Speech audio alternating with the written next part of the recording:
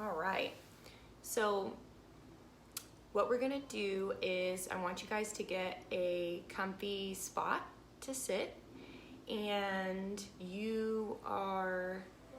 I'm glad I can hear that you guys can hear me. Good. You're gonna get a comfy spot to sit, and I'm gonna be sitting on a bolster. And what that's gonna do is take a little bit of pressure off my hips, because probably like many of you, I have very tight hips. So even though I do yoga very often, I'm not very flexible. So I think that's like kind of a myth about yogis. So I'm gonna get into a comfortable seat. This is called easy pose. Okay, and I'm sitting on this bolster to kind of prop my hips up. And if you notice, if I were sitting on the ground and not on top of the bolster, my knees might be up here. Okay, and if that's the case for you, that's totally okay. So what we're gonna do as we get started, I know there's still a few people logging in, is we're gonna set an intention for our practice. So what I really want you guys to do is think about someone that you would like to dedicate your practice to today. Maybe a friend who's going through a tough time, or just someone that you love that you want to send some love to. Or an intention for this practice might be to not focus on what you think a pose should look like. An intention might be to allow your mind and your body to relax to the best of your ability. Or an intention might be just to listen to the messengers that you might be hearing from your body. Okay, so I'm gonna set my intention to be to listen to those messengers. Yesterday I did a very, very heavy glute workout, and so I know you guys, if you've been doing Sophie's workouts, you may have some messengers from various parts of your body, right? And we need to really listen to those messengers. And yoga really gives us a chance to check in with our body and our mind and see what kind of messages are we receiving. So once you get into this really comfortable seated position, set your intention for the class, and you can carry this intention on through the rest of your evening today. So your intention might be just to find happiness or peace. Okay, so choose whatever intention you like, and I want you to start focusing on the breath. We're gonna breathe in and out. And the more audible your breath is, and I know some of you are at home by yourselves, so it's okay to make your breath audible. The more audible your breath is, the better it is for you.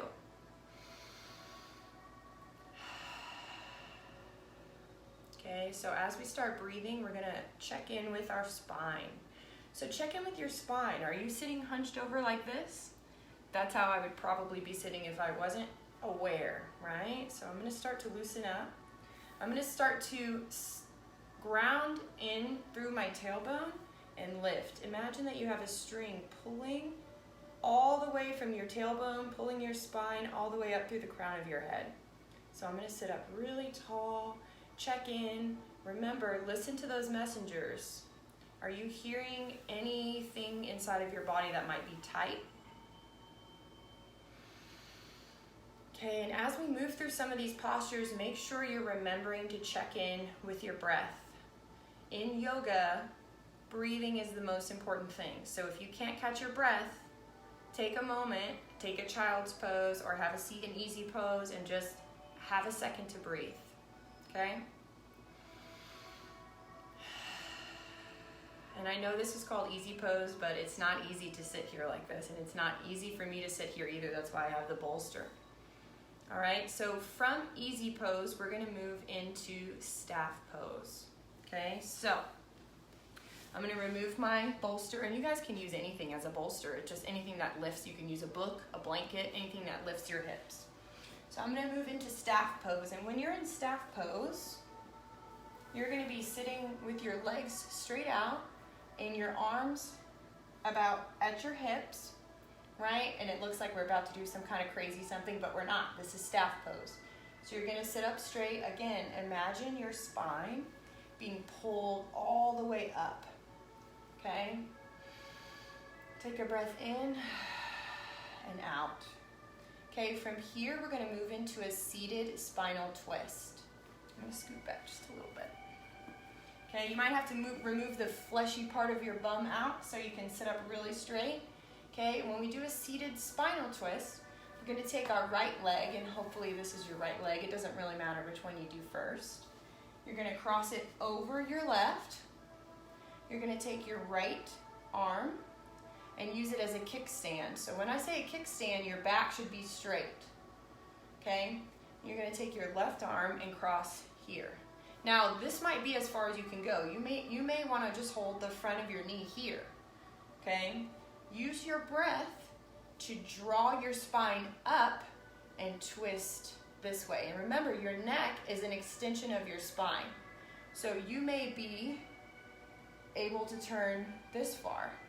Okay, you may be looking all the way behind you. I'm not super flexible, so I may not be able to, but use your breath. Send the breath to where you hear those messengers. You might hear some messengers in your back right now.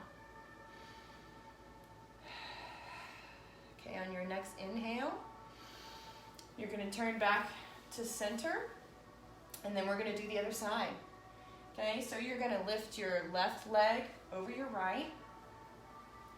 Use your left arm as a kickstand. Okay, make sure your back is straight. You want your spine to be straight before twisting it. Okay, so keep your spine straight, and then you're going to pull yourself over. Okay, I'm going to talk to you guys this way while you're doing this, probably facing the other direction. Don't pull yourself so hard, right? Use your breath, and on the exhale, maybe you can twist just a little bit further. On the inhale, sit up taller, and on the exhale, try to twist just a little bit further. Okay, remember to turn that neck as you're turning the rest of your spine. Okay, from here we're going to go back into staff pose. So staff pose is in yoga a transition pose. So we're just going to use this transition to catch our breath. And then we're going to move into cobbler. And cobbler is another one of those really interesting poses for our hips. Okay, I'm going to turn this way so you guys can see. So in cobbler pose, you may feel a little bit vulnerable because cobbler pose really opens up all of your hips. And I know a lot of women and men hold tension. We hold emotions in our hips. Okay, so if you start to feel something as you do this, don't be alarmed, right? Something that you can do is you can cover with a bolster, or you can put a blanket, something in between you. But in cobbler, your heels are together in front. And notice how high up my knees are because my hips are not flexible. Okay, again, focus on getting that straight and strong spine. You're not going to necessarily pull yourself up. Now, another thing that you can do is put blankets or blocks underneath your knees to let your knees rest. And I didn't bring my blocks in to show you guys, but you could put blocks or blankets underneath because everything in here is very, very tight. So we're going to take another couple of breaths here in cobbler. Cobbler is one of my least favorite poses. And I know that Sophie would agree with me when we say that you have to do the things that you don't enjoy doing because that's how you get better at them. So I decided to add cobbler to this practice for that reason.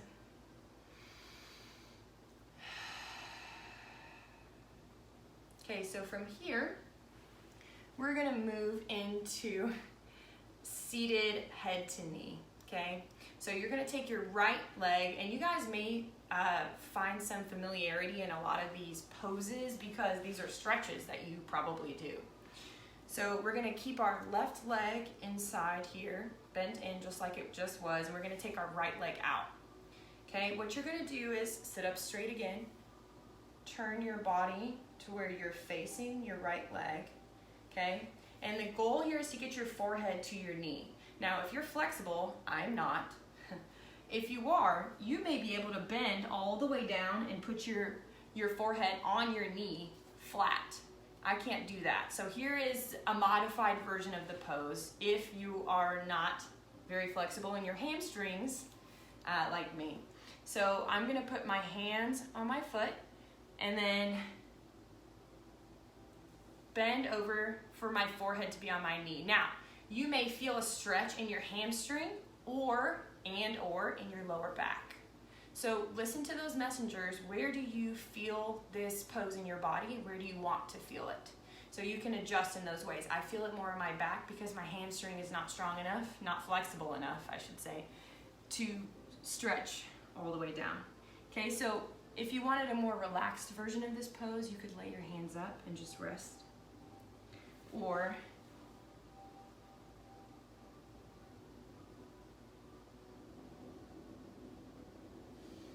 enjoy the stretch. And on your next inhale, we're going to switch to the other side. So you're going to pull your right leg in, pull your left leg out. Okay, and we're going to do the same thing. So make sure that you're facing that left leg. Okay, and then do the exact same that you did on the other side. So you may notice that one side is more flexible than the other side. If that's the case, don't overdo it on one side and then go easier on the other side. Make sure that you're helping this side be just as flexible as this side. So if I can't get down as far on this side, I'm still gonna push as far as I can and not modify quite as much.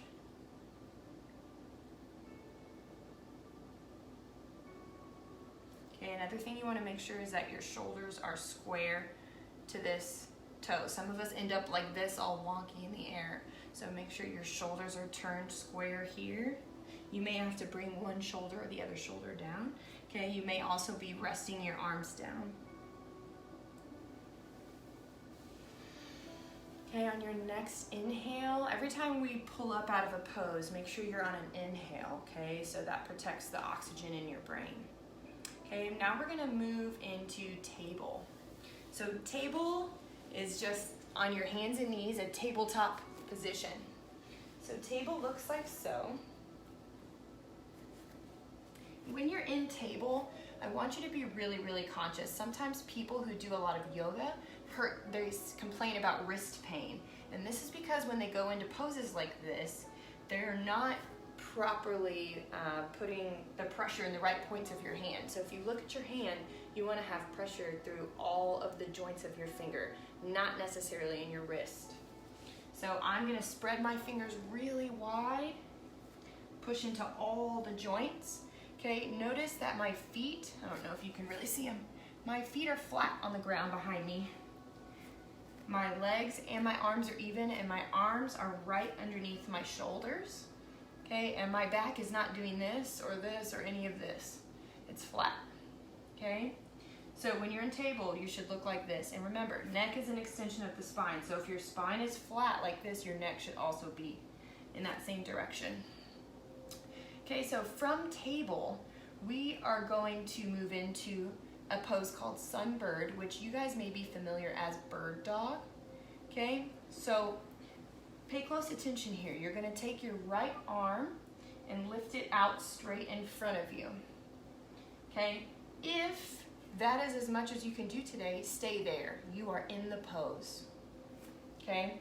If you can, you're gonna balance over the two limbs you have and you're gonna lift your left leg, and I have to adjust because there's a dog's cage, your left leg straight behind you. Okay, so notice that I'm trying to be straight here. Okay, in order to do this, if you want to work up to it, you can also leave your left leg on the ground. Okay, straight out but on the ground, or you can leave that knee down. Okay, breathe here and remember to turn on your core. Keep your core pulled in. You're going to probably feel it.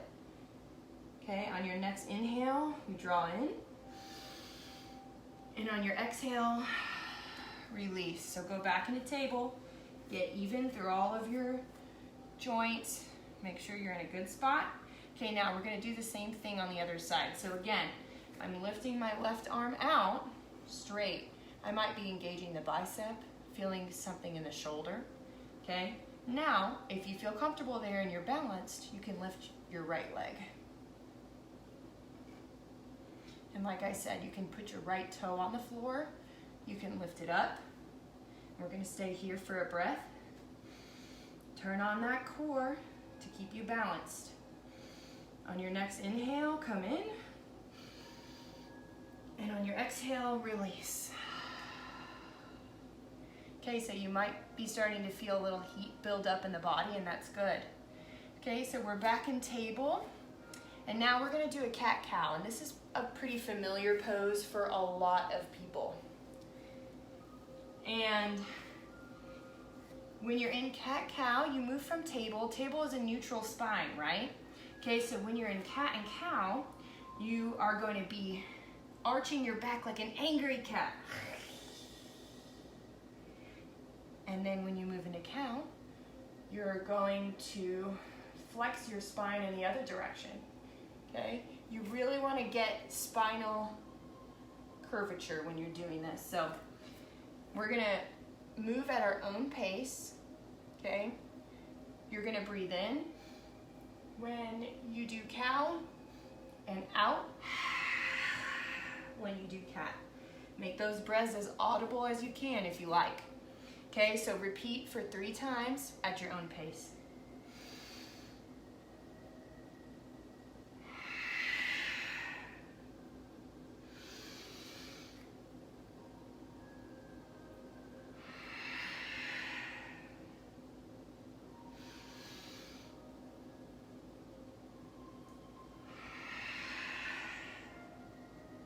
Okay, let's meet back in table whenever you're ready.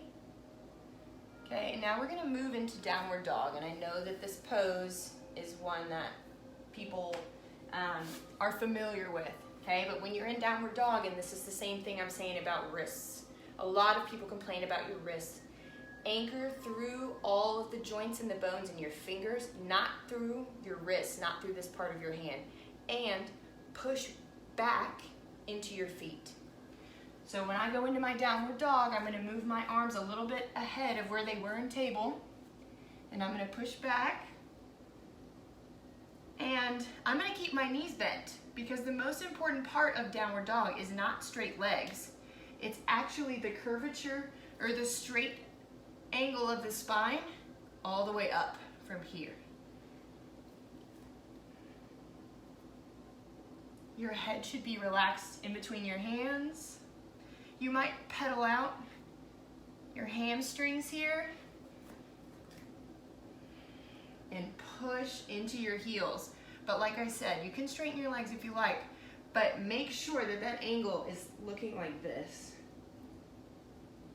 So it's really a lot more upper back and shoulder work than people really realize when they do downward dog. Okay, so from our downward dog, we're gonna pull our right leg up into warrior one. So you're pulling your right leg up, forward, into warrior one. So when you pull up, you're gonna be basically in a lunge, okay? So you want a railroad track distance in between your feet, okay? You don't want them on a tightrope because you're gonna have a hard time balancing, okay? So I'm gonna bend into my front knee, which is my right knee. Make sure that your knee's not coming over your toe, okay? And that's like a basic fitness rule, right? Take your left foot, turn it out at a 45-degree angle, okay? And if you're like me with tight hips, you may have to adjust your hips. Square your hips forward, okay? Now, the other thing you really want to focus on is you don't want your back kicking out like this. So some of you may not be able to see yourselves, but if you can feel it, take your back leg, bend it a little bit, tuck your tailbone under, okay? So I'm gonna leave that tuck and then lift my arms. If this is challenging for you, leave your arms on your hips, okay? Imagine yourself as a proud warrior. Take a few breaths here. When we hold a pose in yoga, we focus on our breath. We come back to the breath. We listen for those messengers, and we get stronger. okay? From here, you're gonna step your left leg, which is that back leg, up into mountain pose. Okay, and I'm gonna turn so you guys can see me, but you should be at the top of your mat. Mountain pose, guys, is just a standing pose with your arms out. In mountain pose, you are straight and strong, like a tall mountain. And I can feel my breath starting to pick up a little bit, so I'm gonna use this pose to try to bring my breath down, calm down, and check back in with that intention that I set at the beginning of class. Whenever we meet in mountain pose, do your best to try not to fidget. Fidgeting is our body's way of distracting you from the messengers. Okay, so from that mountain pose, we're gonna step back into warrior one on the other side. So I'll show you from here. Okay, so we're gonna now step back with our right leg. So from this mountain pose, you're gonna lift your right knee and kick it back. You may only kick it back to here, and if so, that's fine, then you can adjust, right? But the goal is to try to kick it back as far as you can. I'm gonna heel toe my front foot out and my back foot out so that there's a railroad track in between my legs so I have enough balance.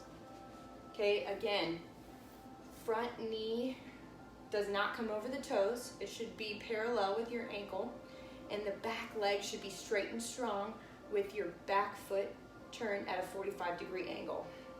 Okay, again, check in with those hips. My hips are crazy. Turn them parallel. Adjust. Did you see the difference?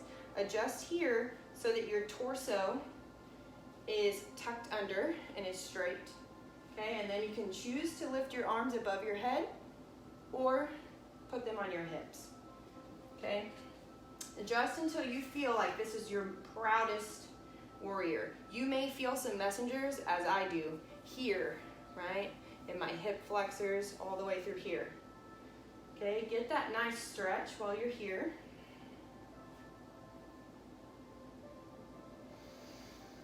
Take a deep breath in and out.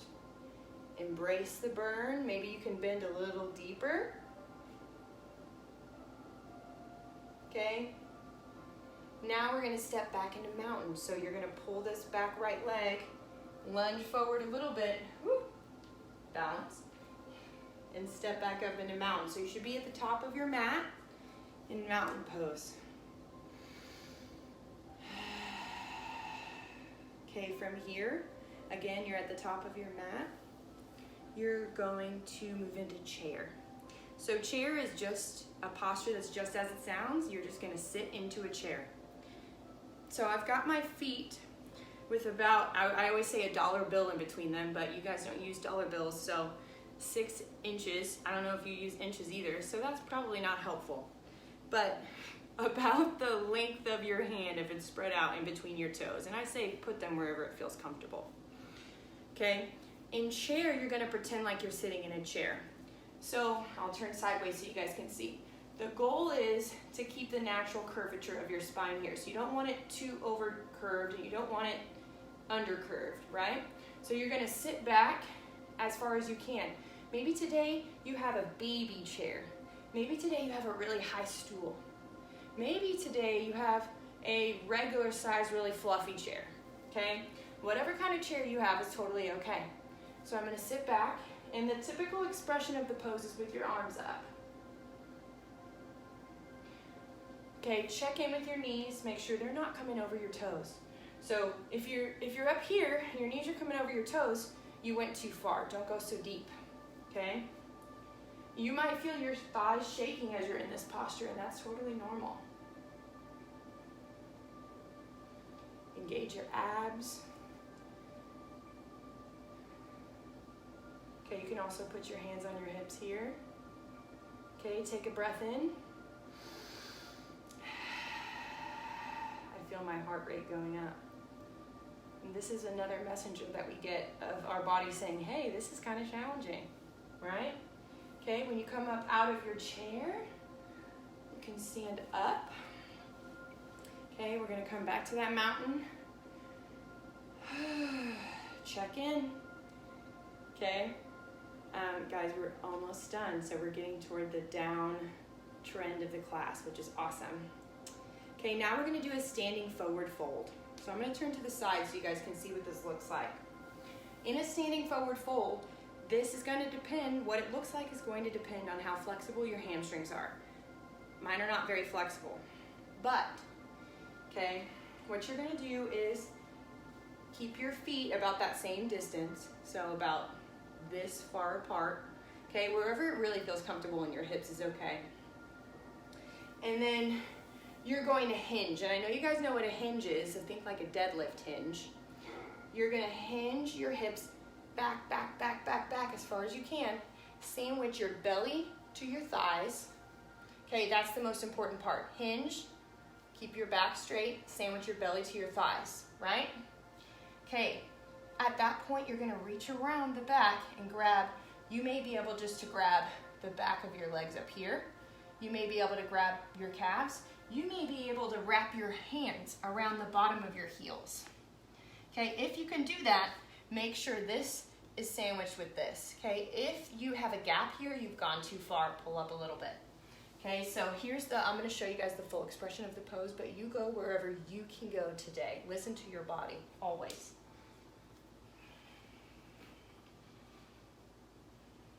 Relax your head and your neck. That's also very, very important.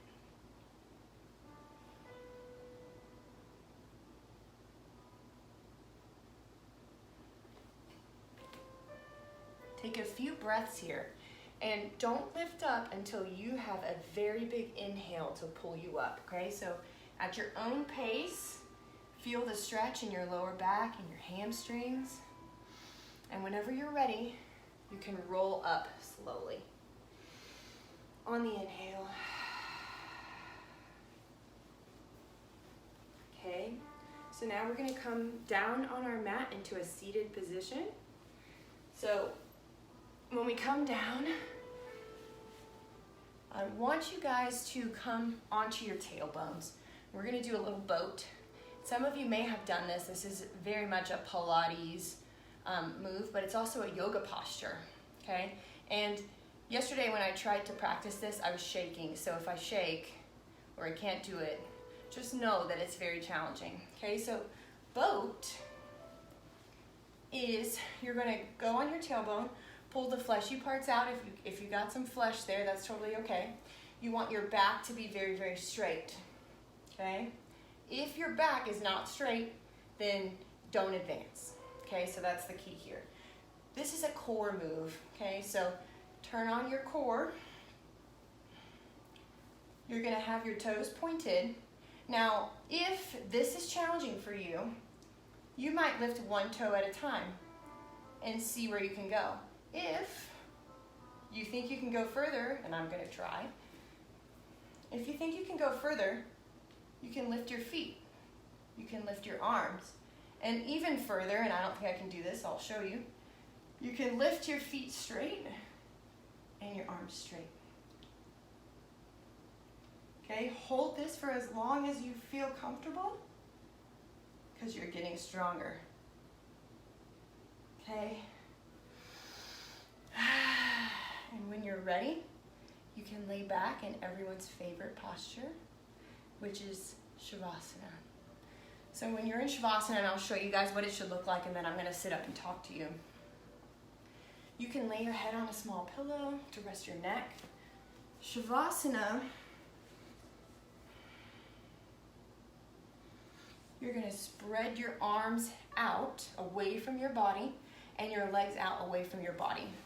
And what I want you to feel is as if you are one with the floor. You're melted into the floor, okay? So adjust where you need to adjust. Make those adjustments now so that you are melted into the floor, okay? Listen to those messengers. Check in real quick. Does your neck need a little bit of movement to get comfortable? Do your hips need to be adjusted so that you can lay flat? Okay, so check in with those messengers. Okay, so as you're here, I welcome you to close your eyes if you feel comfortable. And we're gonna check back in with our breath. And I want you to take deep 4-second breath, hold for 4 seconds, and then let your breath out for 4 seconds. Are you ready? Okay. 1, 2, 3, 4. Hold. Okay, release. 1, 2, 3, 4. Okay, now at your own pace, count inside of your own mind. Take 3 more breaths that way.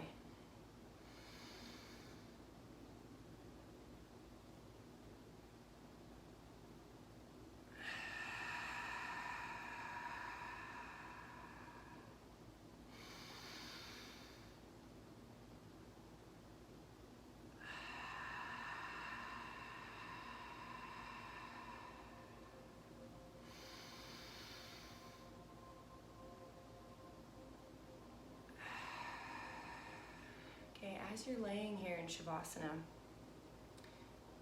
check in with your eyebrows.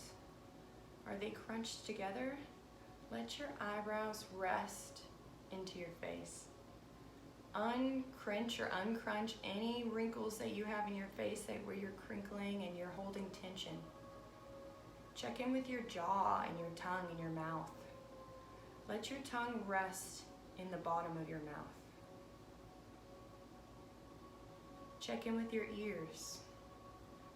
Allow your ears to exist and your neck.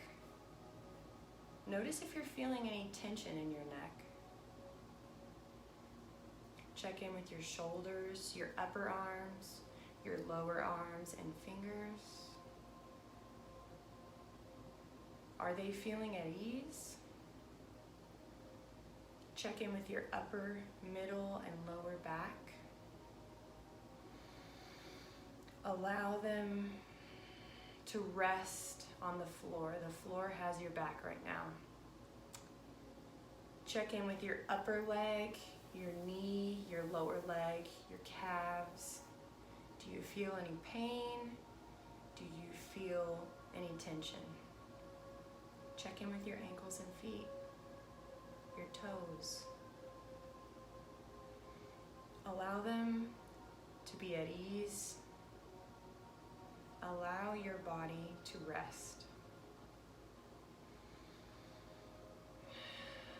Take a few more breaths here. You're welcome to lay here as long as you like. But remember your intention that you set at the beginning of class. Did you achieve that intention? Maybe check in with that intention even as you go further throughout the rest of your evening. Because yoga is not just when we come to our mat, but it's a way of connecting the mind, the body, and the soul or the spirit with each other. So when we listen to those messages, we can hear things that are going on inside of our bodies that maybe we wouldn't notice otherwise. The light in me honors and loves the light in each and every one of you. Namaste.